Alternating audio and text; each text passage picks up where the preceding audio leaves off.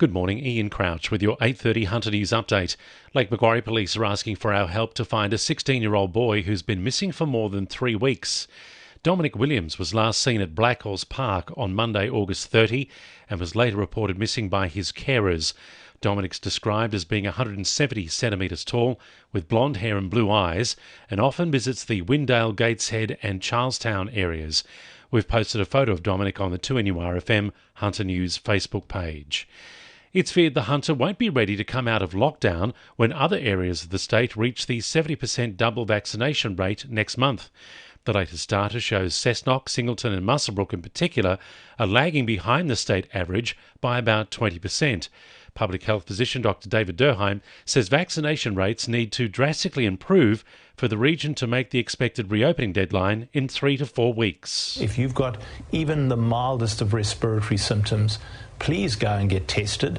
Turnaround times are really rapid at the moment at the testing centres, and this way we can make sure that we actually prevent the spread while we buy time, buy precious time, to actually give everybody in the community the chance to get 2 doses of vaccine. A teenager charged with murder over a fatal stabbing at Swansea last Friday will remain behind bars until his next court appearance.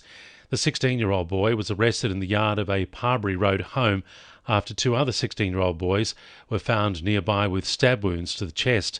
One of the boys died at the scene, while the other was taken to the John Hunter Hospital for surgery. The alleged perpetrator faced the Children's Court for a second time yesterday, where he was refused bail to face court again in November. A local salon owner is calling on the New South Wales government to reconsider their decision to place a 5-client cap on hair and beauty salons when they reopen next month. According to the government's roadmap, hair and beauty salons will have to adhere to the 1 person per 4 square metres rule, as well as the 5-person cap. Newcastle hairdresser and CEO of the Australian Hairdressing Council, Sandy Chong, says the decision jeopardises the survival of the industry, which has been one of the hardest hit by the pandemic. Okay, the concern with having a 5-client cap is that we have to choose who can work and who can't. So where do we put apprentices? Because obviously we're going to have to employ those who can be productive. So we can't have, 4 staff on the floor that are senior stylists and have 4 apprentices. It's not really fair to our apprentices either.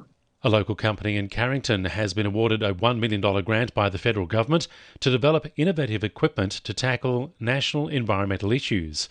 Industrial Monitoring and Control will use the funding to test its idea to use thermal imaging camera filters to detect the location of migrating whales out at sea.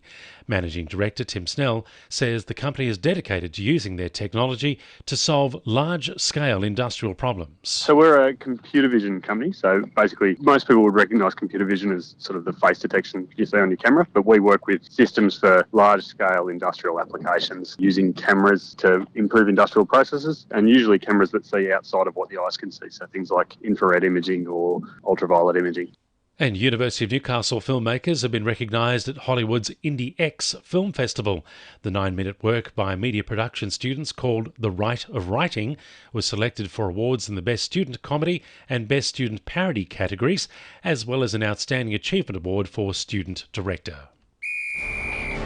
2NURFM Sport. Newcastle para-triathlete Lauren Parker has completed the half Ironman distance triathlon in Utah 3 weeks after claiming silver at the Tokyo Games.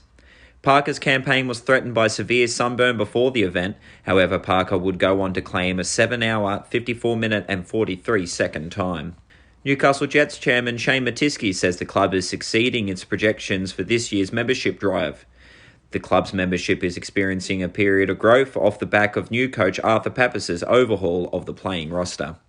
Scone trainer Cameron Crockett will be aiming to have his gelding Mr. Hasil as fresh as possible after being selected for next month's Kosciuszko. The $1.3 million race will be the main event at Randwick on October 16th. And Newcastle Hunters duo Miles Cherry and Chair Maker have been named as part of the Waratah League All-Star 5. The announcement comes as Basketball New South Wales officially abandoned the 2021 state competitions due to COVID-19. That's sport. I'm James Paris. And the winning numbers in Monday Lotto are 11, 38, 5, 44, 16 and 43, and the supplementaries are 45 and 12. And now you're up to date with the latest 2NURFM Hunter News.